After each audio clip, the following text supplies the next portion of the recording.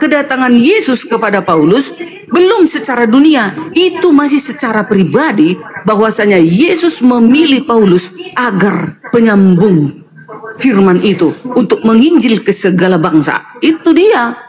Jadi jangan Bang Juma bilang kemarin kan akan mendapat hadiah siapa yang ditemukan Paulus sewaktu di Damsyik, ya kan? Aku akan beri 20 juta. Mana 20 juta Bang Juma? Itu kedatangannya, itu kedatangan Yesus, tapi bukan secara global. Itu secara pribadi kepada Paulus. Nah, di sini selalu Bang Juma salah mengartikan ayat itu. Kedatangan bukan seperti itu. Semua mata harus melihat, menyaksikan. Semua. Ini kan hanya Paulus secara pribadi. Itu belum global, kan berkali-kali kukatakan. Tapi Bang Juma selalu mengatakan itu, bahwasanya itu Paulus itu adalah penyesat.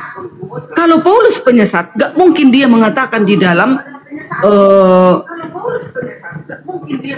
Korintus 13 ayat 13. Demikianlah tinggal ketiga hal ini, yaitu iman, pengharapan, dan kasih. Tetapi yang paling besar diantara ialah kasih. 1 Korintus 9 ayat 27. Namun aku melatih tubuhku menguasainya, supaya sesudah memberitakan Injil kepada orang lain, jangan aku sendiri ditolak. Itu kekudusan Paulus. Dia aja melangkah berhati-hati Bang Juma. Jangan sampai dia ternoda, dia penginjilan. Kan banyak sekarang kita lihat apologet, ya kan? Menginjil, tapi di luar dia dibuka bajunya, nampak nenennya. Nah, itu jadi kotor penginjilan itu. Paulus melakukan ini Bang Juma. Jadi jangan Bang Juma bilang dan teman-teman Islam mengatakan Paulus itu ajaran dari iblis. Kalau dari ajaran iblis, pasti dari buahnya itu ketahuan dia bagaimana. Pasti sifat-sifatnya pun menjijikan, kan seperti itu. Tapi Paulus tengok ini dia ya. 1 Korintus 13 ayat 4 sampai 8. Kasih itu sabar, kasih itu baik hati, ia tidak cemburu, ia tidak memegahkan diri dan tidak sombong. Ayat 5. Ia tidak melakukan yang tidak sopan dan tidak mencari keuntungan diri sendiri. Ia tidak pemarah dan tidak menyimpan kesalahan orang lain. Itu ajaran Paulus. Dia menyuruh kita agar menyucikan diri kita ini supaya penginjilan kita tidak ternoda. Itu Bang Juma. Jadi kami sebagai umat Kristen bangga Rasul Paulus dikirimkan kepada kami. Yang mengirim siapa? Yesus. Kalau sudah Yesus mengirimkan, benarlah dia Tuhan, penguasa yang mampu mengirim, mengutus rasul-rasul kepada manusia. Itu silakan Bang Juma. Oke, baik, makasih Bu Darni.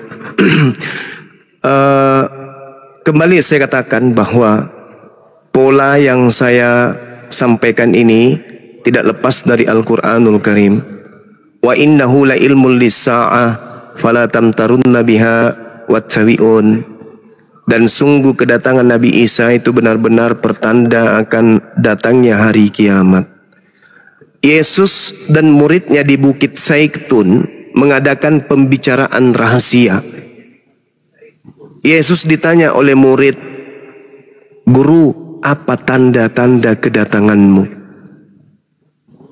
Yesus berkata dua, tanda-tanda kedatangan si palsu dan tanda-tanda kedatangan si asli. Kedatangan si asli diikuti tanda kiamat. Bintang-bintang berjatuhan, matahari menjadi gelap, bulan tidak bercahaya, kuasa-kuasa langit berjatuhan, bintang-bintang berjatuhan. Itu tanda-tanda kalau yang datang Yesus asli. Tanda si palsu, kata Yesus, mengaku saja, akulah Yesus, akulah Kristus, tapi tidak ada tanda-tanda itu. Maka Yesus mengatakan waspada. Jadi apabila ada orang berkata ada Yesus di sini, ada Yesus di sana, jangan kau percaya. Sebab tanda-tanda kedatanganku bla bla bla bla bla bla bla bla bla bla bla bla bla. Selain daripada itu palsu dan dia akan menyesatkan banyak orang. Kalau Ibu Darni mengatakan itu bukan kedatangan, lalu apa? Yang datang kepada Yesus Paulus itu siapa? Kalau itu bukan Yesus, lalu siapa yang datang kepada Paulus? Dia datang dalam rupa cahaya, dalam rupa suara. Itu siapa? Yesus katanya. Loh, Yesus tidak mengatakan tanda-tanda seperti itu. Kalau berupa cahaya, Justru Yesus mengatakan dalam Lukas 10:18, aku melihat iblis jatuh dari langit berupa cahaya. Hati-hati. Dia akan menyesatkan banyak orang. Berarti Yesus palsu ini memiliki pengikut banyak.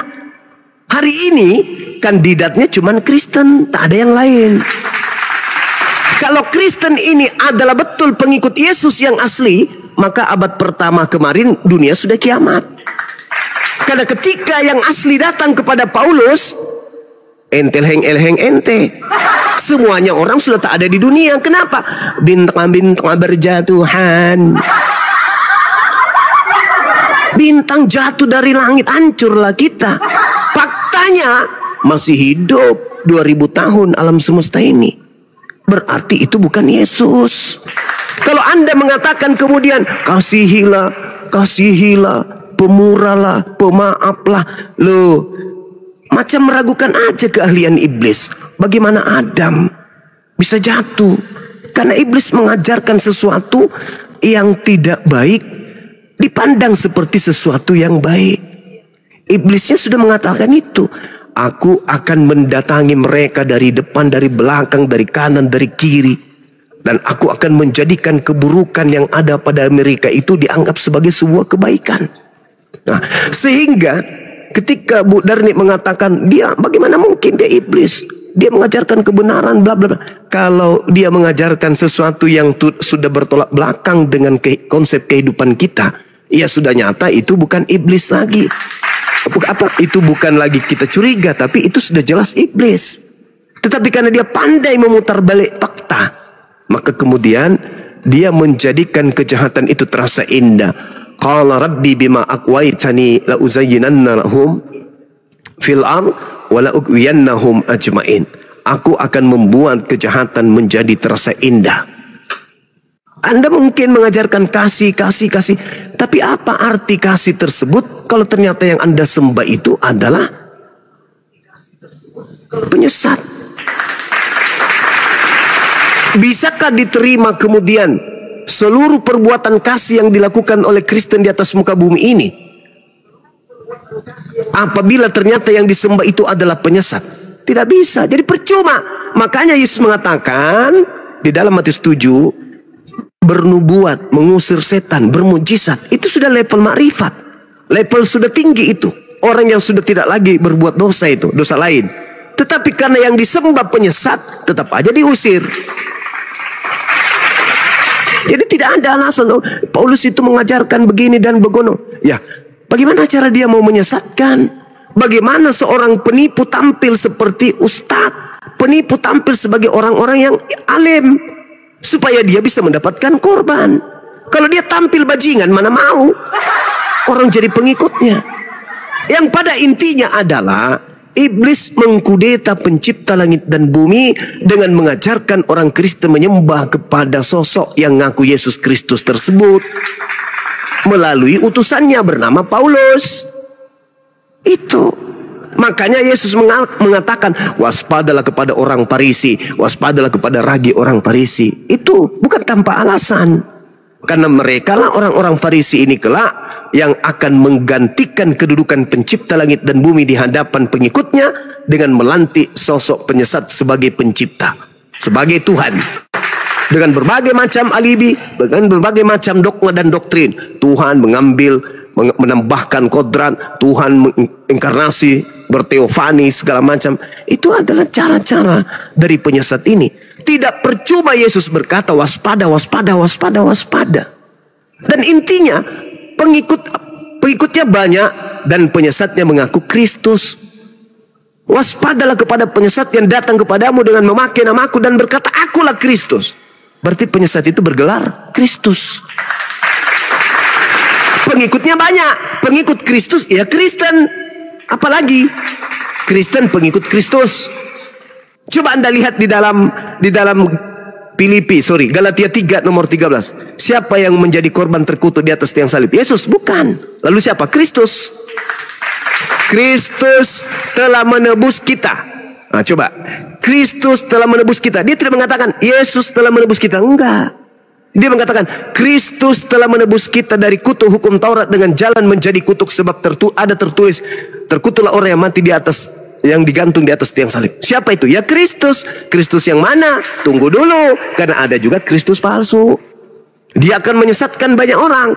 Kalau dia berhasil menyesatkan banyak orang, maka Kristus ini pasti lihai, pasti ahli di dalam menyesatkan. Maka banyak orang yang akan tersesat.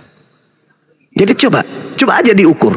Apakah tanda-tanda yang Yesus katakan itu sudah ada pada Paulus?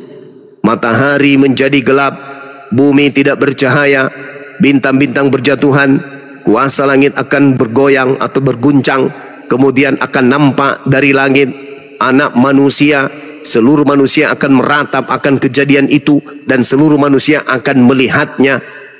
Jadi lebih benar Al-Quran. Ketika Nabi Isa alaihissalam datang, maka tak ada manusia main TikTok lagi, nggak ada. Nggak ada manusia lagi kemudian jemur pakaian, nggak ada. Nggak ada lagi manusia, bikin adik-adik, nggak ada. Begitu langit menjadi gelap, matahari tidak bercahaya, matahari menjadi gelap, bulan menjadi gelap, kemudian bintang-bintang berjatuhan. Pada saat itulah Nabiullah Isa alaihissalam akan turun dari langit. Dang. Semua aktivitas manusia berhenti. Semua manusia akan meratap dan kemudian melihat Yesus di tengah-tengah langit. Itulah tanda kedatangan Yesus kami. Sedangkan Yesus Bu Darni, Yesusnya orang Kristen, datang kepada Paulus, siapakah engkau Tuhan? Akulah Yesus yang kau. Itu bukan Yesus kami itu. Itu bukan Yesus kami. Itu Yesusnya Roma dan Yunani yang dijual Paulus in the gang kepada non-Yahudi. Silakan Bu Darni. Baiklah, kalaupun Bang Juma menolak kedatangan Yesus itu kepada Paulus, iya nggak apa-apa. Nah, tetapi di dalam Alkitab kami jelas ada dalil, nggak ada hoax ya. Pakai dalil ini, nih Kisah Para Rasul. Tadi kedatangan Yesus kepada Paulus. Itu belum kiamat, Bang Juma. Kedatangan Yesus kepada Paulus secara pribadi. Yesus memilih. Apa nggak bisa rupanya Tuhan itu memilih umatnya untuk sebagai alat penginjilannya? Masa nggak bisa sih? Nah, ini ada pula dalilnya. Dan pula ada saksi-saksi mata yang melihat. Nah, Kisah Para Rasul 9 ayat 1 sampai 19. Ayat 5 di situ, pada waktu Paulus ini kan mau ke Damsyik nih, mau menganiaya murid-murid Yesus. Tetapi dia didatangkan oleh Yesus. Kan Yesus mau memilih dia sebagai alat penginjilan. Terdapatlah di dalam ayat 15. Kisah Para Rasul 9 ayat 15. Tetapi firman Tuhan kepadanya, kepada si Ananias. Ananias itu loh, kalau di sekarang ini dikatakan pendeta lah. Ya, Ananias pada saat itu adalah pengikut Tuhan yang setia. Karena dia pengikut Tuhan yang setia, tentu hidupnya kudus. Maka Tuhan memilih dia. Pasti tangannya itu bersih, kudus. Maka dia layak untuk mendoakan orang. Kan gitu kan? Nah, lalu dipilih Yesuslah Ananias untuk menyembuhkan Paulus. Ada saksi mata. Pada saat itu, waktu Paulus melihat cahaya itu, dia buta matanya 3 hari. Tak makan, tak minum dia 3 hari, Bang Juma. Bayangkan itu. Dengarin ya. Tetapi firman Tuhan kepadanya, ayat 15. Pergilah, sebab orang ini adalah alat pilihan bagiku untuk memberitakan namaku kepada bangsa-bangsa lain, serta raja-raja dan orang-orang Israel. Makanya sampai sekarang ke segala penjuru bumi. Siapa Yesus itu? Memang udah dipilih Yesus dia. Ada ayatnya. Nah, ayat 16. Aku sendiri akan menunjukkan kepadanya betapa banyak penderitaan yang harus ia tanggung oleh karena namaku. Makanya dia dikejar-kejar tentara Romawi. Makanya dia matinya aja pun dipenggal kepalanya. Kalian juga bilang dia penyesat, silakan aja, nggak apa-apa. Kalian bilang dia iblis, ya nggak apa-apa. Nah, tetapi kami umat Kristen, karena ada dalil. Kalau Bang Juma kan nggak ada dalil itu. Bang Juma kan hanya untuk menyerang saja. Kalau dalilnya nggak ada, mana? Coba buktikan mana dalilnya, nggak ada. Bang Juma hanya mentafsirkan Alkitab yang tidak Bang Juma imani. Kan nggak mungkin dong kami percaya bahwasanya di luar dari kekristenan mentafsirkan Alkitab ini dan jelas-jelas ada dalilnya. Ananias. Begitu juga dengan siapa? Begitu juga dengan jemaat, para jemaat. Ayat 30-nya, akan tetapi setelah hal itu diketahui oleh saudara-saudara anggota jemaat, mereka membawa dia ke Kaisarea dan dari situ membantu dia ke Tarsus. Ada di TKP, ada jalan ceritanya, peristiwanya ada. Gak bisa kita hanya congor-congor aja kan. Nah, lalu di ayat 31, selama beberapa waktu jemaat di Yudea, Galilea dan Samaria berada dalam keadaan damai. Jemaat di Yudea, Galilea dan Samaria berada dalam keadaan damai. Itu kenapa ke-mute Ibu Darni? Iya, memang ada yang nanya itu. Nah, di dalam ayat 31 tadi banyak saksinya. Yudea, Galilea, Samaria. Jemaat-jemaat itu menolong Paulus pada saat itu, ya, untuk membantu Paulus pergi agar jangan ditangkap tentara Romawi. Ada saksinya. Bang Juma kan dari tadi mana ada saksinya, hanya mentafsir-tafsir Paulus didatangi Yesus. Itu yang didatangi cahaya itu adalah iblis, Bang Juma bilang. Sementara umat Kristen satu pun kalau ditanya, gak ada pernah percaya bahwasanya kami mendengarkan Paulus itu berjumpa dengan iblis. Tidak. Langsung dia mengatakan di sini, akulah Yesus. Ini kan pembuktian, ini cerita, dicatatkan ini, dicatatkan sejarah itu. Bang Juma tadi kan nggak ada Alkitab kami ya Bang Juma baca-baca, lalu Abang Juma pelintir dengan suka-suka Bang Juma. Ya nggak terima dong kami, tapi nggak masalah. Namanya juga kami ini kan melawan roh-roh kegelapan. Kami bukan melawan Bang Juma sebenarnya. Bang Juma itu di baliknya itu ada roh kegelapan untuk memutarbalikkan Injil.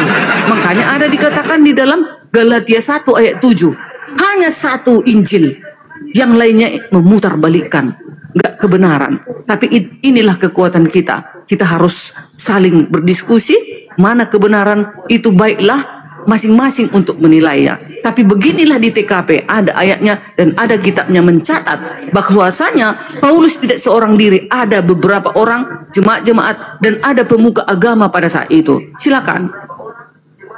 Dan ku katakan ya Bang Juma, kedatangan Yesus bukan akhir zaman ya kepada Paulus, tetapi memilih secara pribadi gitu. Ya, baik. Jadi saya hanya meluruskan apa yang tertulis di Bible. Saya tidak mentafsirkan. Saya menguatkan argumentasi.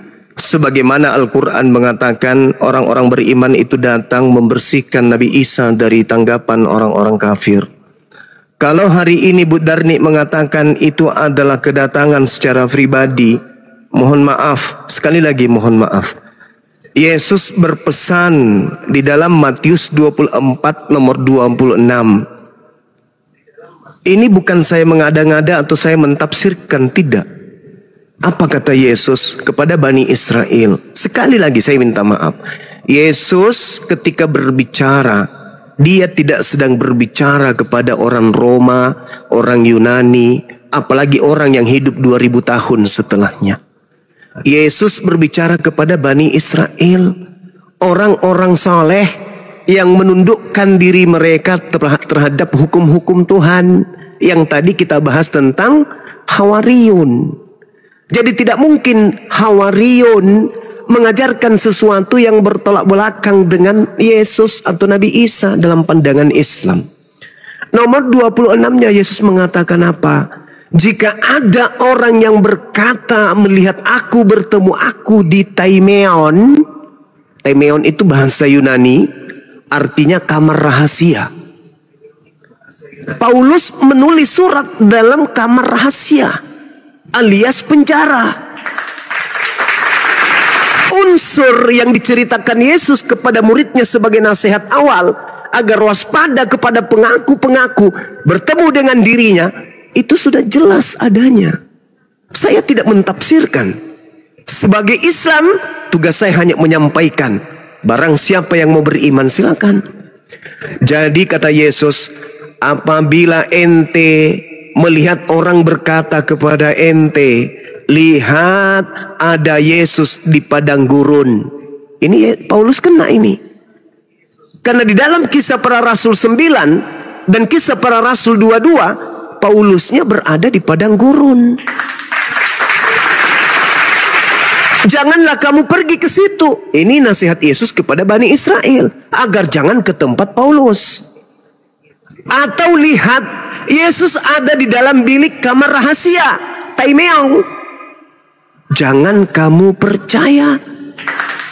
Saya hanya membantu, mengingatkan. Kemudian Yesus berkata, jangan kamu percaya, jangan kau pergi ke sana. Jika ada orang yang mengaku bertemu dengan aku di padang gurun, atau mengaku-ngaku melihat aku di dalam bilik penjara. Saya mentafsirkan ini bilik penjara karena kata Taimeon itu dalam bahasa Yunani artinya kamar pribadi atau kamar rahasia. Siapa yang berada di dalam kamar pribadi, mengaku bertemu Yesus, lalu mengajar kepada orang lain untuk menyesatkan orang banyak, satu-satunya kandidat hanya Paulus. Menyesatkan banyak orang. Dan kalau saudari saya yang saya kasihi, Bu Darni, menolak itu, silakan. Tapi tolong bantu saya, bantu Bang Suma ini untuk melihat kebenaran Bible, dalam hal ini ucapan Yesus. Saya ingin Yesus itu adalah orang benar dan bukan pendusta. Ketika Yesus berkata, dia Yesus palsu akan menyesatkan banyak orang, tolong tunjukkan kepada saya orang banyak yang disesatkan oleh Yesus palsu ini. Kalau bukan Kristen itu lalu yang mana? Mana orang banyak yang disesatkan Kristus palsu itu? Tunjukkan ke saya. Sedangkan kandidat yang ada di tahun 2025, pengikut Kristus hanya Kristen. Orang Yahudi hari ini pengikut Nabi Musa. Mereka penganut agama Yahudi. Mereka adalah aktivis tanah. Mereka bukan pengikut Kristus. Mereka malah penolak Kristus. Kandidat satu-satunya hanya Kristen, pengikut Kristus. Kalau bukan Kristen yang adalah pengikut Kristus palsu, tolong bantu saya. Tunjukkan kepada siapa telunjuk ini harus diarahkan. Mereka lah pengikut-pengikut Kristus palsu. Tunjukkan itu kepada saya. Karena Yesusnya dengan terang mengatakan, apabila ada orang berkata kepadamu, lihat Yesus ada di padang gurun, satu-satunya pendiri agama, pendiri tokoh sekte agama, yaitu Paulus yang pernah mengaku bertemu dengan Yesus di padang gurun. Paulus bertemu di padang gurun Damsyik ketika dia melakukan perjalanan ke situ. Dia bertemu dengan sosok mengaku Kristus. Satu hal sebelum kemudian saya serahkan ke Bu Darni, tolong camkan baik-baik. Yesus tidak pernah mengajarkan dirinya bukan manusia. Ketika dia dilahirkan, ketika dia penginjilan, ketika dia terangkat ke langit, ketika duduk di samping kanan Tuhan, ketika datang kedua kalinya, dia tetap mengaku sebagai anak manusia.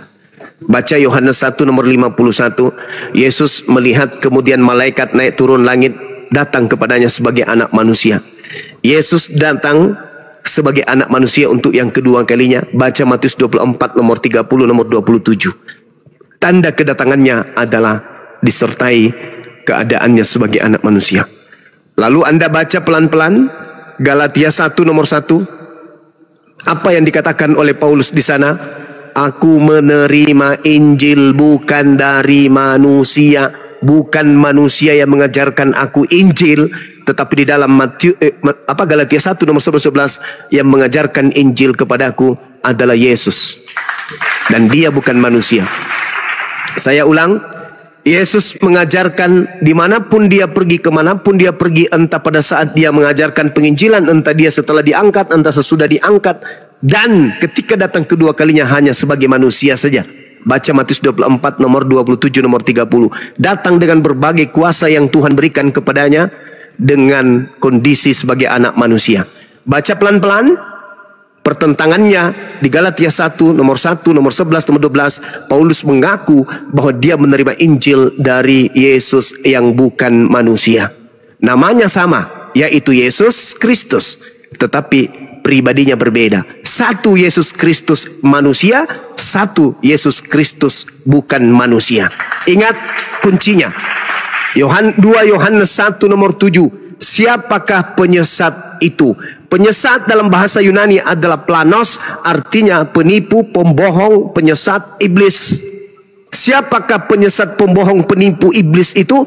Bukankah dia yang pergi ke seluruh dunia yang tidak mengaku Yesus Kristus datang sebagai manusia?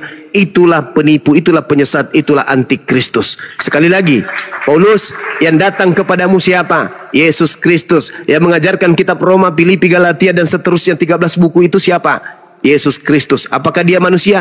Bukan manusia. Siapakah penyesat itu? Bukankah dia yang pergi ke seluruh dunia yang tidak mengaku Yesus datang sebagai manusia? Siapa penyesat itu? Nah, ini Bu Darni, saya tidak mentafsirkan. Sekali lagi saya hanya mengatakan Yesus mengajar kepada Bani Israel agar Bani Israel kemudian waspada kepada orang yang mengaku dia bertemu dengan Yesus tapi tidak kiamat. Maka ketika orang-orang Yahudi murid Yesus memandang keluar dari aule, dari halaman Yerusalem memandang ke Roma, mereka melihat orang-orang menyembah kepada sosok yang mengaku Yesus Kristus sambil tersenyum-senyum. Bisa jadi dalam hati mereka berkata, celaka lu ye, lu percaya kepada Yesus yang datang kepada lu ye, padahal guru kami berkata ketika dia datang maka itu tanda kiamat. Dan ternyata yang datang kepada lu tidak kiamat. Artinya lu yang menggenapi penyesat itu datang dengan mengaku Yesus Kristus dan lu adalah pengikutnya. Itu kesimpulan saya bahwa yang diduga, yang datang kepada Paulus diduga Yesus palsu. Silakan Bu Darni. Ya.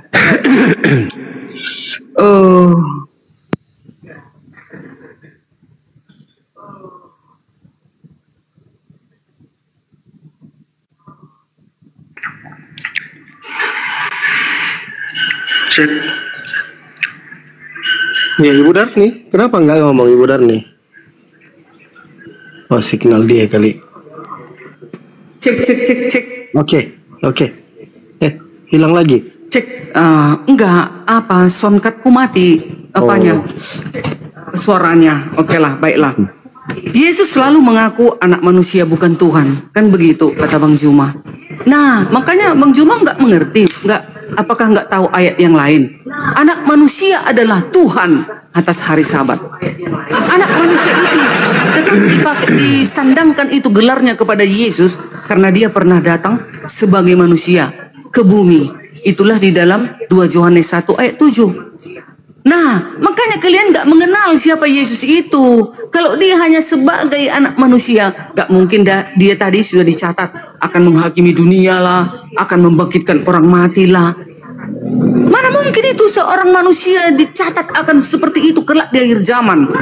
Memang dia anak manusia tetap itu. Kedatangannya juga, kedatangan anak manusia itu, kan katanya selalu kan. Itu kalau kami orang Kristen, kalau sudah dikatakan kedatangan anak manusia itu pasti Yesus. Kenapa berdouble-double ini? Double-double. Siapakah penyesat itu? Nah, dari tadi saya selalu mengatakan, apalagi mau kami katakan orang Kristen, ya? Di sini sudah jelas dalil mengatakan bahwasanya yang ditemukan oleh Paulus itu adalah anak Maria yang sudah terangkat ke surga dan sudah kembali ke tahtanya. Firman itu telah menjadi manusia, sudah kembali ke tahtanya. Lalu Paulus dipilih oleh Tuhan Yesus. Ada dalilnya, itu saya bilang. Di dalam Kisah Para Rasul 9 ayat 17, ya. Lalu pergilah Ananias ke situ dan masuk ke rumah itu, ia menompangkan tangan ke atas Saulus. Katanya, Saulus, saudaraku, Tuhan Yesus yang telah menampakkan diri kepadamu di jalan yang engkau lalui telah menyuruh aku kepadamu supaya engkau dapat melihat lagi dan penuh dengan Roh Kudus. Buta dia loh Bang Juma, buta. Gak makan gak minum dia 3 hari. Dah. Ayat 18, dan ketika itu juga setelah Ananias menompangkan tangannya kepada Paulus, dan seketika itu juga seolah selaput gugur dari matanya, sehingga ia dapat melihat lagi. Ia bangun, lalu dibaptis. Dibaptis loh Bang Juma. Lalu ayat 20, ayat 19, dan setelah ia makan, pulihlah kekuatannya. Saulus tinggal beberapa hari bersama-sama dengan murid-murid di Damsyik. Ada di TKP lagi. Nah, ayat 20. Ketika itu juga ia memberitakan Yesus di rumah-rumah ibadah dan mengatakan bahwa Yesus adalah anak Allah dan mengatakan bahwa Yesus adalah anak Allah. Bayangkan itu. Setelah dia udah pulih dari kebutaannya itu, setelah disembuhkan oleh Ananias melalui doanya, melalui pilihan oleh Yesus, maka dia sembuh. Kan kita tahu bahwasanya orang-orang yang dipilih Tuhan, bahwasanya kita adalah manusia-manusia spesial yang tidak pernah melakukan dosa dan noda dalam hidup kita. Kita mampu loh menyembuhkan orang. Itulah Ananias. Dipilih Yesus pada saat itu untuk menyembuhkan kebutaan Paulus karena dia melihat Yesus dengan melalui cahaya. Ayat 21.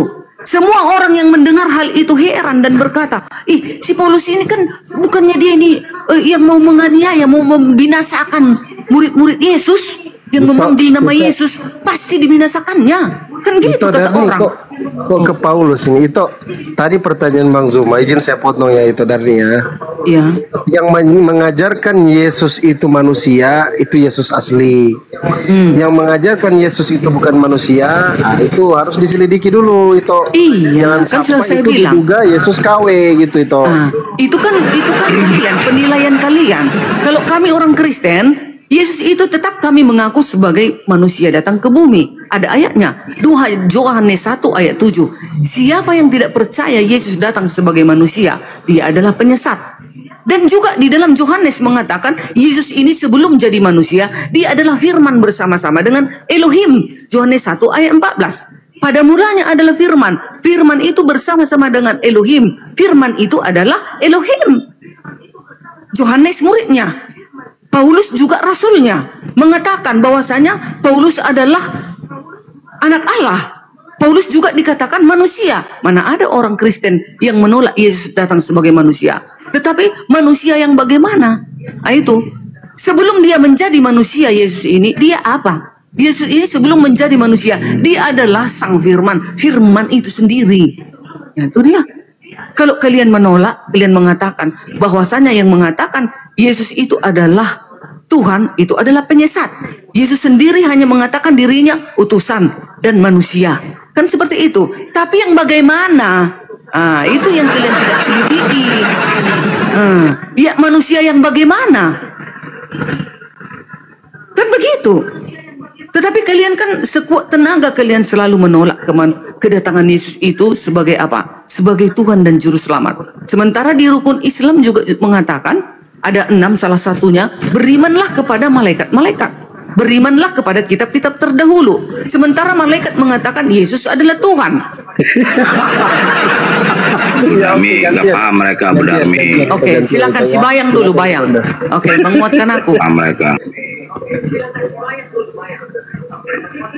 Iya, masih ada, silakan. Yang gantian. Tolong tambahi karena tadi itu kan bicara. Ya udah, silakan itu. Silakan itu. Nanti aku lagi. Berdua kita menghajar Bang Zuma. Lagi ramai di sini. Aktawi Beson. Oke, lanjut Bang Zuma. Oke, baik. Ketika kemudian dikatakan Paulus bertemu dengan Yesus, lalu buta dan seterusnya. Saya melihat data di dalam Matius 12 nomor 22.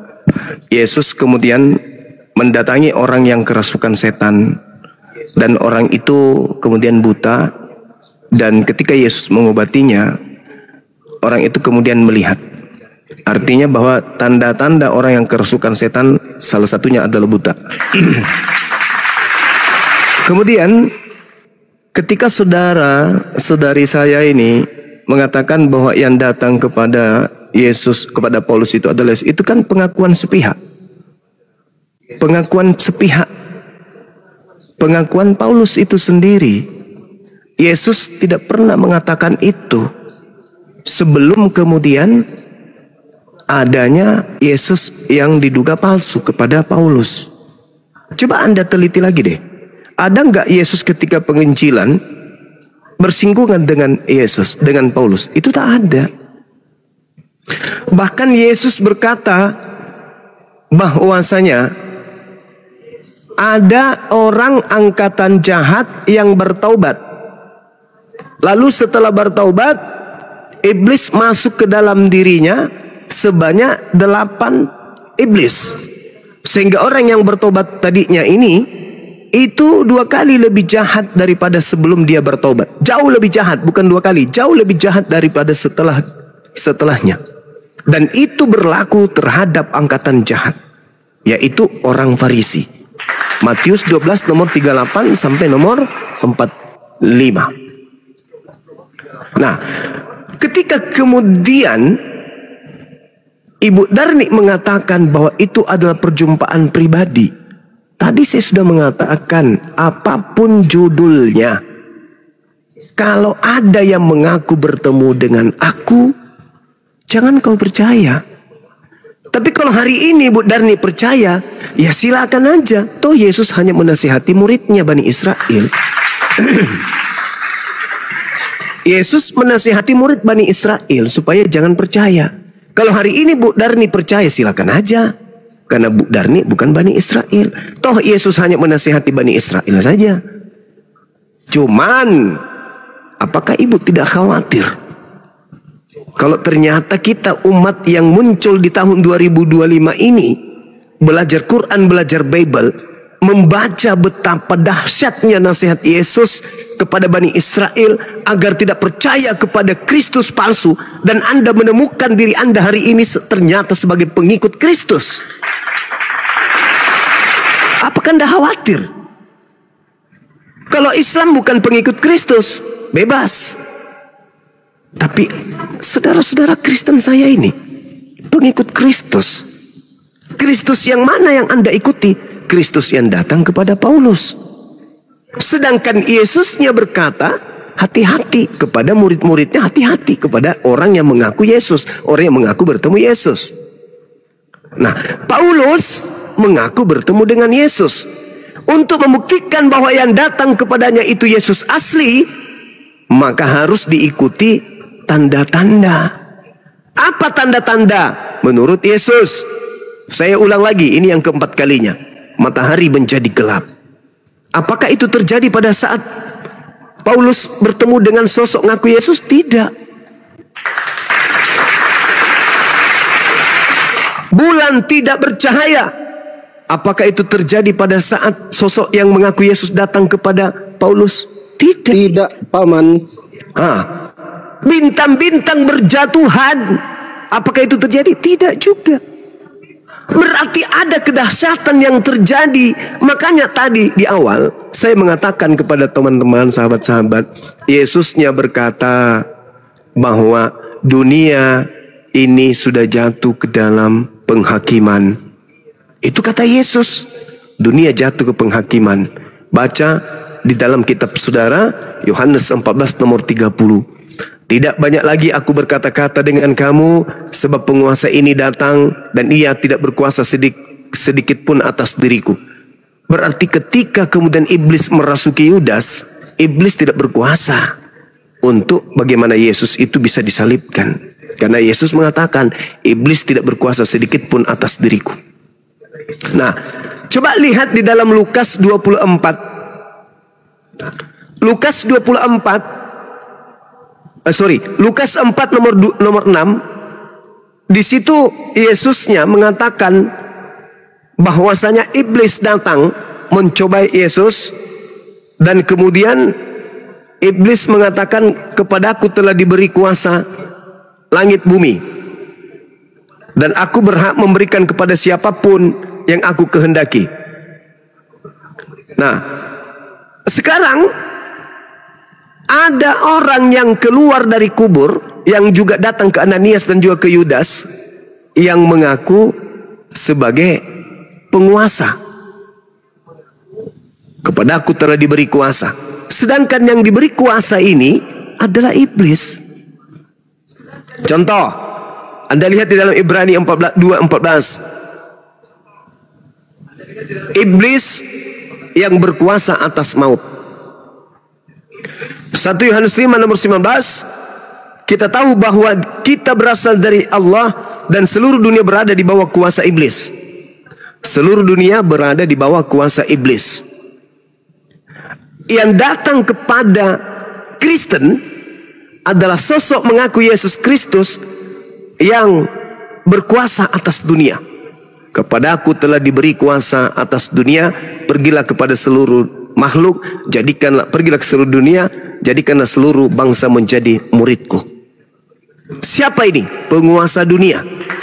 Siapa penguasa dunia? Iblis. Begitu juga yang datang di Pulau Patmos. Wahyu 1:18. Dan yang hidup aku telah mati, namun lihat aku hidup sampai selama-lamanya, dan aku juga memegang kunci maut dan kerajaan maut. Siapa yang memegang kerajaan maut? Iblis. Lalu siapa yang mengaku Alfa dan Omega? Aku hidup, aku telah mati, namun lihat aku hidup kembali sampai selama-lamanya, dan aku memegang segala kunci maut dan kerajaan maut. Bukankah Yesus kerajaannya dari surga? Bukan kerajaan maut? Lalu siapa ini yang memegang kerajaan maut ini? Iblis. Berhasil tidak kemudian iblis mengajak manusia menyembah kepada dirinya? Berhasil. Melalui siapa? Melalui Paulus. Sehingga orang-orang Kristen keteteran. Siapa yang dilahirkan Maria? Manusia. Siapa Tuhanmu? Yesus. Apakah kau menyembah manusia? Tidak. Lalu kenapa kau menyembah Yesus? Karena Yesus itu adalah Tuhan yang datang dalam rupa manusia. Siapa yang dilahirkan oleh Maria? Manusia. Apakah dia Tuhan? Ya, dia Tuhan. Apakah kau menyembah manusia? Tidak. Siapa nama Tuhanmu? Yesus. Apakah dia manusia? Iya. Apakah Anda menyembah Tuhan? Iya. Apakah Anda menyembah manusia? Tidak. Kenapa bisa demikian? Karena iblis sedang memainkan peran. Itu fakta, itu real. Lalu apa endingnya? Matius 7:22-23. Kenapa kalian diusir? Karena kalian menggantikan ilahnya Bani Israel dengan ilah yang mengaku Yesus Kristus yang diduga penyesat itu. Sederhana untuk mengetahui itu. Yesus sendiri yang berkata, tidak banyak lagi aku berkata-kata dengan kamu, sebab penguasa dunia ini datang, dan dia si penguasa dunia ini tidak sedikit pun berkuasa atas diriku. Siapa penguasa dunia? Dialah yang keluar dari kubur yang kalian sembah itu. Kepada aku telah diberi kuasa di dunia, pergilah ke seluruh bangsa, jadikanlah seluruh bangsa menjadi muridku. Itu siapa? Ya. Udah, saya izin menanggapi. Iya, silakan.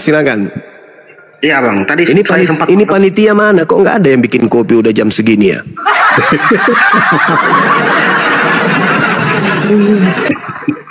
Oke. Tadi saya sempat mendengar abang mengatakan bahwa yang nanti dikubur terus yang disalib itu kan Mesias palsu bang ya, Kristus palsu. Yes. Iya, itu dugaan abang kan, tafsir abang. Nah sekarang saya coba mengaitkan itu dengan kisahnya penyerupaan Isa oleh orang lain. Jadi Isa diselamatkan, ada orang lain yang diduga diserupakan seperti Isa kan begitu. Yes. Nah di situ kan yang menyerupakan orang lain menjadi Isa ini kan Allah bang ya. Iya. Artinya bahwa kalau abang katakan yang disalibkan itu Mesias palsu, artinya Allah yang menyiasati itu kalau kita menghubungkan antara Al-Quran dengan Alkitab. Kan yang membuat orang lain disalibkan itu Allah. Yang merupakan Yudas, yang banyak pendapat yang mengatakan Yudas kan. Iya. Jadi kalau orang yang disalibkan itu bukan Yesus asli tetapi orang yang diserupakan oleh Allah, berarti Allah yang sengaja menyesatkan kami kan begitu logikanya. Sehingga di dalam Al-Quran dikatakan sesungguhnya mereka apa itu? Berselisih paham soal siapa yang disalibkan. Biar. Jadi Mari saya buktikan. Ya, izinkan saya membuktikan apakah Tuhan saya yang menyesatkan atau Anda sendiri yang memilih sesat. Saya mau tanya kepada saudara. Yesus ini punya dosa enggak? Tidak ada. Tidak ada. Iya. Ketika dikatakan oleh Yesus di dalam Lukas 24 nomor 44, harus tergenapi tentang aku apa yang tertulis di dalam kitab Taurat. Apakah Anda percaya? Percaya. Oke. Yesus orang benar, Yesus tidak memiliki dosa. Di dalam Taurat berdasarkan Yesus harus tergenapi apa yang tertulis tentang aku di dalam kitab Taurat. Di Keluaran 23 nomor 7 perintahnya kemudian, jangan kamu membunuh orang yang tidak bersalah. Yesus punya salah enggak? Itu kan larangan, Bang. Ya, Tapi jangan membunuh kan? Iya, larangannya jangan membunuh, tapi faktanya banyak yang membunuh kan sekarang. Sekarang pertanyaan saya, jangan kau membunuh orang yang tidak bersalah, jangan kau membunuh orang yang benar. Yesus orang benar atau tidak? Ya, orang tidak bersalah dan orang benar, tetapi itu kan larangan. Oke, sekarang pertanyaannya, Fakta lapangan, itu fakta larangan lapangan, kan? Iya, larangan. Itu larangan kan? Ah. Kalau itu larangan, boleh tidak Yesus dibunuh? Seharusnya tidak boleh, tetapi kan Tidak manusia. boleh. Tapi kan manusia kan faktanya sampai sekarang itu masih banyak yang melarang kan itu. Tidak boleh. Pertanyaan saya, kalau itu dilanggar, dosa tidak? Ya pasti dosa. Sekarang penyaliban terhadap orang benar itu menebus dosa atau melahirkan dosa? Jawab. Ya, menebus dosa itu bukan konsepnya seperti itu. Inilah yang Al-Quran katakan dan Anda tuduhkan kepada Allah. Anda mengatakan Allah menyesatkan kami. Anda punya otak, Anda manusia, Anda punya akal, Anda punya Bible, ditanya carut marut. Bukan, saya mengatakan yang menyesatkan tadi itu kan berdasarkan narasi Abang. Kan Abang bilang yang disalibkan itu kan Mesias palsu. Yes. Yesus palsu. Sementara di Al-Quran mengatakan orang yang diserupakan itu adalah Allah yang menyerupakan orang lain menjadi Yesus. Nah, ya, sekarang secara logika kan ya Allah yang menyesatkan itu. Oke, sekarang begini, duluan mana Al-Quran dengan tragedi penyaliban? Tragedi. Ya. Duluan mana tragedi penyaliban dengan Al-Quran? Ya tragedi, Bang. Nah, tragedi duluan. Berarti Al-Quran hanya datang menjelaskan. Mau sebenarnya yang mereka sembah yang dikiranya Yesus itu bukan Yesus, tetapi orang yang diserupakan dengan Yesus. Kenapa demikian? Tanya orang Yahudi. Wahai orang Yahudi, apa alasannya engkau ingin membunuh orang benar? Apa kepentingannya sampai engkau ingin membunuh utusan Tuhan yang suci itu? Kepentingannya apa? Mereka takut bangsanya dirampas oleh orang Yahudi, oleh orang Romawi. Maukah Tuhan pencipta langit dan bumi membiarkan orang yang disucikan, orang yang dikasihi, orang yang menjadi wakilnya, utusannya di tengah-tengah Bani Israel dibunuh oleh pelaku-pelaku maksiat? Apakah Tuhan ridho? Apakah Tuhan mau? Tuhan tidak mau. Salahkah ketika Tuhan kemudian menggantikan hambanya yang suci? Ketika hendak dibunuh, lalu Tuhan menggantikan orang yang suci ini dengan pengkhianat. Salah enggak? Menurut saudara? Artinya Tuhan menumbalkan orang lain gitu, Bang, ya? Saya ulang pertanyaannya. Salah tidak ketika Tuhan menggantikan orang benar ini dengan pengkhianat? Salah enggak? Salah sih seharusnya. Kok salah? Coba Anda baca Amsal 21 nomor 18. Amsal ini kan tulisan Salomo. Yesus berkata harus digenapi apa yang tertulis tentang aku di dalam kitab Salomo. Amsal 21 nomor 18, di situ berkata apa? Orang fasik dipakai sebagai tebusan bagi orang benar, dan pengkhianat dipakai sebagai ganti orang yang jujur. Siapa yang berkhianat kepada Yesus? Ya, Yudas. Banyak. Salah tidak ketika Tuhan menggantikan orang benar ini dengan pelaku maksiat? Salah enggak? Kalau pengkhianat Yesus itu banyak, Bang. Salah satunya Yudas. Sekarang pertanyaan saya, salah tidak ketika Tuhan menggantikan Yesus yang orang benar dengan orang fasik? Salah enggak? Kalau menurut saya salah. Kenapa bisa? Ya kalau berpatokan pada pengkhianatnya banyak. Kenapa harus Yudas kan? Karena dia yang makan suap. Ulangan 27 nomor 25. terkutuklah orang yang makan suap. Yang disalib ini terkutuk nggak? Tidak terkutuk. Nah, itu ada dua bang, yang terkutuk bang, kiri dan kanan bang. Apakah Yesus terkutuk? Tanya bang. Yesus tidak terkutuk. Oleh karena itulah yang digantung di tiang salib itu bukan Yesus. Justru di situ Yes, bang, kalau bukan Yesus, kenapa dia dibuat turun sampai sebagai manusia bang? Dan kita juga izin ya, dan kita membahas juga di Lukas 4 ayat 5 itu menjelaskan ke siapa nabi-nabi palsu itu ya.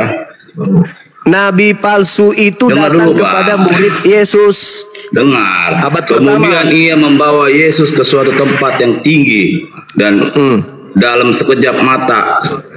Nah, ia memperlihatkan kepadanya semua kerajaan dunia. Iya. Dia membawanya ke tempat tinggi yang gelap, berarti goa. Kita sebut goa, ya.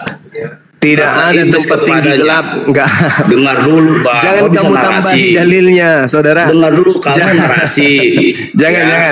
jangan kau Saya tambah baca juga, dalilnya. Bang, ya. Jangan Saya kau tambah baca. dalilnya. Kemudian Tidak ia ada membawa kata Yesus gelap ke di situ. suatu tempat yang tinggi.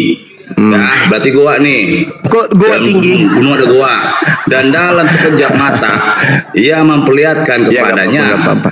Nah, ini Silakan. iblis. Semua kerajaan dunia. Kata iblis kepadanya. Kata iblis kepada Tuhan, segala kuasa itu serta kemuliaannya akan kuberikan kepadamu, sebab semuanya itu telah diserahkan kepadaku, dan aku memberikannya kepada siapa saja yang kukendaki. Nah, kenapa dalam surat Lukas 4 ayat 5 sampai 6 tiba-tiba keluar dari gua itu Muhammad. Oke. Coba ceritakan bang. Baik. Yang diberikan wahyu melalui Jibril. Oke, baik. Jadi gini, saudara. Kapan Tadi- masuknya itu Nabi Muhammad dia sebagai nabi? Oke, baik. Jadi gini, kawan. Anda harus jujur mengakui Bible itu Anda telah pelintir. Di dalam Lukas 4 nomor 5, kemudian Coba, iblis. Bang. Sabar dulu, Jelaskan itu, Bang. Bayangan gantian. Gantian. Sabar. Nanti Anda akan ketendang di sini. Bokong Anda akan kesepak sampai Anda terpental sampai ke mimbar gereja. Kenapa takut? Lukas 4. Sabar ya. Kemudian iblis membawa Yesus ke suatu tempat yang tinggi, bukan goa. Anda pelintir. Satu. Jadi tinggi itu apa bang? Hei, saudara, tempat tinggi itu bukan goa.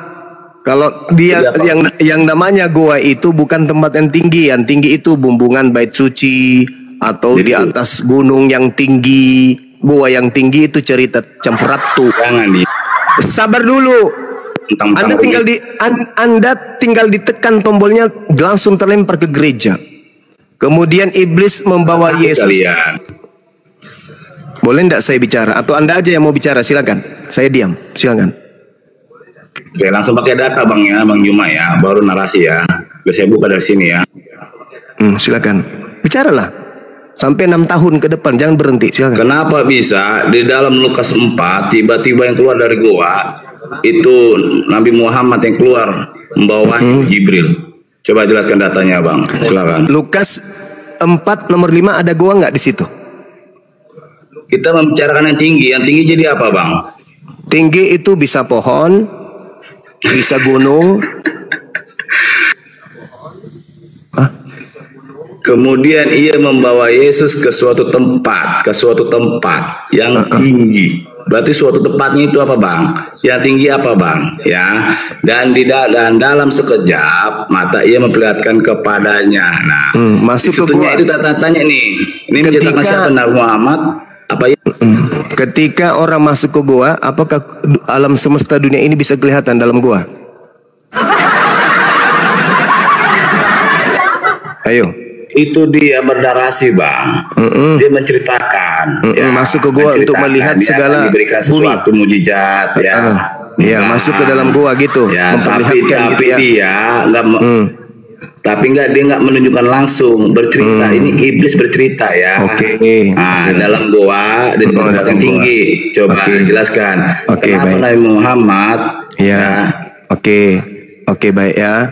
tadi kalau Nabi Muhammad kalian Oke, baik. Giliran saya nih atau masih mau bicara? Oke, lanjut ya. Oke. Kata ya.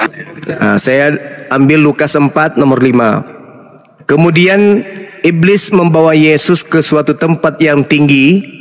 Dalam sekejap mata ia memperlihatkan kepadanya semua kerajaan dunia.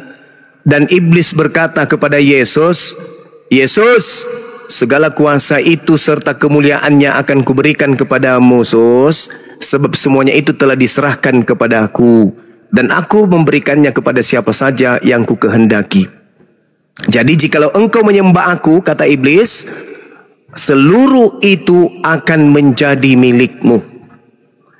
Pertanyaannya kemudian, apakah iblis berhasil menggoda Yesus? Jawabannya tidak.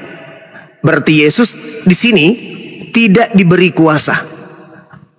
Dunia beserta segala kemuliaan yang ada di dalamnya. Saya ulang lagi. Apakah iblis berhasil? Tidak berhasil. Sehingga Yesus tidak ada kuasa akan dunia ini. Catat itu baik-baik. Yesus tidak berkuasa akan dunia ini. Karena iblis tidak berkuasa kemudian mencobai Yesus. Iblis tidak berhasil membuat Yesus tunduk menyembah dirinya. Andai saja Yesus menyembah iblis, maka Yesus diberi kuasa dunia. Tapi ternyata tidak. Paham itu ya? Yesus yang asli tidak diberi kuasa. Bang, Oke? izin bang. Sabar. Pertanyaan saya belum dijawab, Bang, Sabar. ya. Sabar. Lalu lihat di data nomor 13-nya. Setelah iblis gagal memberikan kuasa kepada Yesus, iblisnya mundur dari Yesus dan iblisnya kemudian menunggu waktu yang tepat. Apakah tadi iblis berhasil memberi kuasa kepada Yesus? Tidak. Apakah iblis sabar. Apakah iblis kemudian mengatakan bahwasanya dia berhasil mencoba Yesus? Tidak berhasil. Mundur tidak iblis? Mundur. Istirahat tidak dia? Istirahat. Apakah selamanya-lamanya dia tidak akan menggodai lagi? Tidak. Dia menunggu waktu yang tepat. Ingat saudara, Anda mengatakan bahwasanya iblisnya itu masuk ke kubur atau di dalam goa. Sekarang Yesus, pengganti Yesus itu dikubur di mana? Di goa atau bukan? Jawab dulu. Bang, pertanyaan saya belum dibalas, belum dijawab. Ya, ini saya mau jawab. Ini sedikit lagi. Ini sedikit lagi. Nabi Muhammad keluar. Ini sedikit lagi. Pertanyaan saya, apakah yang digantung di salib itu nantinya dikuburkan dalam goa? Jawab. Jawab.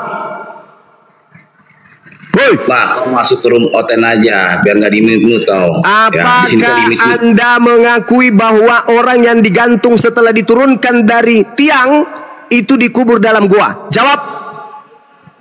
Tiang itu dikubur dalam gua. Jawab.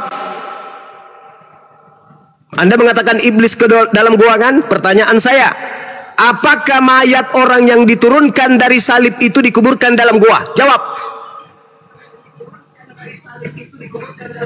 Hoi. pelan. Saya ketawa sama kamu ya. Iya. Jawab. Kamu modal apakah congor. orang yang diturunkan dari salib itu dikuburkan di dalam gua? Giliran Jawab. saya modal congor, kamu mute ya. Inilah kayak ginilah kadung-kadung Islam ini. Nggak paham. Nangis dia teman-teman. Nangis dia. Dia ketelan sendiri dengan muntahnya. Yesus itu dikuburkan di dalam goa milik Yusuf Arimatea. Ketika iblis ingin memberikan kuasa kepada Yesus, apakah Yesus terima? Tidak. Lalu siapa yang keluar dari goa kubur mengaku kepadanya telah diberi kuasa? Nyak-nyuk-nyuk. Yesus yang asli menolak diberi kuasa. Tetapi ada yang keluar dari kubur menerima kuasa itu. Itu bukti bahwa yang turun dari tiang bukan Yesus. Yang menerima kuasa adalah dia yang berhasil dirasuki oleh iblis. Ingat Yohanes 6 nomor 70. Apa kata Yesus? bukankah aku yang memilih engkau yang 12, namun satu di antaramu adalah iblis. Kalau ternyata yang disalib ini adalah pengganti Yesus, berarti yang disalib ini adalah iblis. Kalau yang mencobai iblis ini kepadanya telah diberi kuasa dunia, maka yang keluar yang adalah iblis dari kubur itu adalah penguasa dunia. Ada yang salah dari penjelasan saya? Yesus tidak menerima kuasa dunia. Lalu siapa yang menerima kuasa dunia? Hamba iblis. Aku akan memberikan semua itu kepada siapa yang aku kehendaki, dan aku memberikannya kepada siapa saja yang aku kehendaki. Jadi jikalau engkau menyembah aku, seluruhnya itu akan menjadi milikmu. Siapa penguasa dunia? Iblis. Siapa yang keluar dari kubur mengaku kepada aku telah diberi kuasa dunia? Iblis dong. Iya, itu bukan Yesus. Baik. Oke, silakan.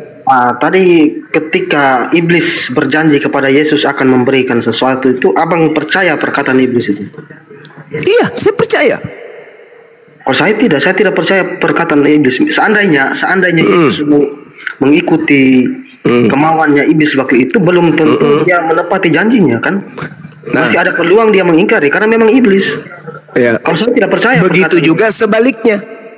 Ketika kemudian ada yang berhasil ditundukkan, iblis juga berkuasa memberi kuasa, betul? Siapa yang berhasil? Ya, siapa yang tunduk kepada iblis? Kan Yesus mengatakan waspada kepada penyesat. Yohanes 12 nomor 31, coba Anda plototin. Sekarang berlangsung penghakiman atas dunia ini. Sekarang juga penguasa dunia ini akan dilemparkan keluar. Keluar dari mana? Keluar dari kubur. Makanya Yesus mengatakan dalam Matius 12, angkatan jahat ini minta satu tanda dan tidak akan diberikan satu tanda apapun selain anak manusia keluar dari kubur pada hari ketiga. Itu tanda untuk angkatan jahat. Baca Matius 12 nomor 38 dan seterusnya sampai nomor 40. Itu Yesus mengatakan angkatan jahat ini minta satu tanda dan tidak akan diberikan satu tanda apapun selain tanda Yunus. Sebab Yunus 3 hari 3 malam dalam perut ikan, demikian juga anak manusia 3 hari 3 malam dalam perut bumi. Berarti pada hari ketiga anak manusia itu akan keluar dari perut bumi, dan itu adalah tanda untuk siapa? Angkatan jahat. Maka yang keluar dari bumi, apa yang dikatakan? Kepadaku telah diberi kuasa, pergilah ke seluruh dunia, jadikanlah seluruh bangsa menjadi pengikutku. Itu siapa, Rek? Kalau kata perut bumi ini, pemahaman abang seperti apa? Perut bumi itu? Kubur yang digali, kan? Yes. Kalau sepengetahuan saya bahwa Yesus itu di dalam gua yang... Mantap sekali, Anda sudah menjawab saudara kita yang tadi. Saudara, Anda lihat di dalam Yesaya 14 nomor 12, 13, 14 dan 15, endingnya di data nomor 15. Ketika iblis naik ke awan-awan ingin menyamai, ingin menyeterai, ingin menyaingi pencipta langit dan bumi dengan cita-citanya yang tinggi itu, tapi Tuhan mengatakan apa di data 15? Sebaliknya, ke dalam alam maut, ke dalam kubur engkau akan dilemparkan. Iblisnya dilemparkan ke alam kubur, dilemparkan ke perut bumi. Yesus berkata, sekarang berlangsung penghakiman atas dunia ini. Sekarang juga penguasa dunia ini akan dilemparkan keluar. Dari mana? Dari kubur. Siapa yang keluar dari kubur? Tanda untuk angkatan jahat. Siapa yang percaya makhluk yang keluar dari kubur? Karisten. Tanda-tanda Yesus Kristus penyesat adalah memiliki pengikut banyak, dan mereka kemudian percaya ketika ada yang mengaku ada Yesus di sini, ada Yesus di sana. Sedangkan Yesus berkata, jika ada orang berkata ada Yesus di sini, jangan kau percaya. Sebab sama seperti kilat menyambar dari timur sampai ke barat, demikianlah kelak tanda kedatanganku. Matahari tidak bercahaya, matahari menjadi gelap, bulan tidak bercahaya, bintang-bintang berjatuhan, kuasa-kuasa dunia akan berguncang, dan anak manusia akan nampak di langit, dan seluruh manusia akan melihatnya. Kalau itu belum terjadi, 1 orang, 2 orang, 3 orang, 1000 orang, 1 miliar orang mengaku bertemu dengan aku, ente jangan percaya itu bukan aku. Selesai kita. Oke. Ada lagi? Cek. Iya, Bang Kris, gimana Bang Kris? Ya. Tadi ketika ada ayat yang mengatakan penguasa akan dilempar keluar dari dalam perut bumi itu, kenapa abang menyimpulkan Yesus yang keluar dari kubur? Karena Yesus tidak dibunuh, Cak Ayu. Begini bang, apakah waktu iblis itu baru keluar dari perut bumi itu ketika Yesus keluar dari kubur dulu? Yesusnya tidak berkentayangan selama dari awal memang kan? Yesusnya yang mengatakan itu, bukan saya loh. Ya, Saudara, abang yang salah tafsir kan di situ. Oh tidak, kata Yesus, tidak banyak lagi aku berkata-kata dengan kamu. Berarti yang datang kepada Paulus mengajarkan 13 buku, yang datang di Pulau Patmos, yang datang kepada Ananias bukan Yesus lagi. Tidak lama lagi aku akan berbicara denganmu, tidak banyak lagi aku berkata-kata dengan kamu. Sebab penguasa dunia ini datang. Dan dia penguasa dunia ini sedikit pun tidak berkuasa atas diriku. Ketika penguasa dunia merasuki Yudas, berkuasa nggak terhadap Yesus? Tidak. Tidak. Berarti dengan kata lain, sia-sia iblis merasuki Yudas. Kenapa? Karena dia tidak berhasil kemudian menyerahkan Yesus asli kepada pengadilan Romawi. Yesus yang berkata. Kalau menurut kami berhasil, menurut abang Berarti iblis berkuasa atas Yesus. Mana yang betul, Anda atau Yesus? Yesusnya berkata. Iya, setelah berkuasa atas Yudas, berkuasa nggak terhadap Yesus? Ya tidaklah, karena bukti. Tidak. Berarti Yudas tidak berhasil mengkhianati Yesus. Berhasil. Loh, berarti iblis berhasil kepada Yesus. Iblis berhasil membujuk Yudas. Nah, apakah hasil daripada membujuk Yudas itu berhasil? Begini, kalau kita buat kalau Adam sedikit pun tidak berkuasa atas diriku, sedikit pun, kata Yesus.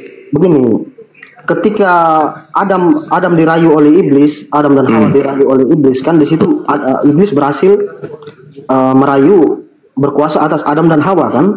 Tidak berarti iblis berhasil melawan Allah kan? Tidak juga seperti itu. Nah sekarang begini, iblis datang kepada Adam, berhasil nggak iblis? Berhasil. Enggak, Anda keliru. Tidak berhasil. Iblisnya kemudian datang kepada istrinya Adam. Barulah iblis berhasil mencobai istrinya Adam. Adam istrinya terpedaya. Istrinya yang terpedaya dalam kuasa iblis inilah yang menggoda kemudian Adam. Jatuh nggak Adam? Ya jatuh sama-sama. Jatuh. Melalui tangan semua, kan? Melalui tangan iblis atau melalui tangan Hawa istrinya? Ya bujukan dari Hawa itu iblis. Alhamdulillahirabbil alamin. Dengan kata lain, iblis tidak berhasil terhadap Yesus, maka iblis memakai Yudas. Berhasil nggak Yudas mencoba Yesus? Kalau Yudas berhasil. Hah? Kalau Yudasnya berhasil. Hah? Berhasil? Ya, iblis berhasil menggoda Yudas, membujuk Yudas. Berarti kalau Anda mengatakan Yudas berhasil mencobai Yesus, berarti iblis berhasil mencobai Yesus, betul? Bukan iblis yang. Iya. Parah. Bagaimana iblis mencoba Yesus? Yang dicoba itu Yudas, itu Yudas. Ketika iblis datang kepada Adam, iblisnya tidak berhasil. Yang berhasil mencobai Adam adalah Hawa, betul? Ya sudah pasti dari pengaruh iblis juga. Dari pengaruh iblis. Berarti Yudas pengaruh iblis. Yudas yang berhasil nggak pengaruh iblis kepada Yesus? Kepada Yudas. Kepada Yesusnya berhasil nggak?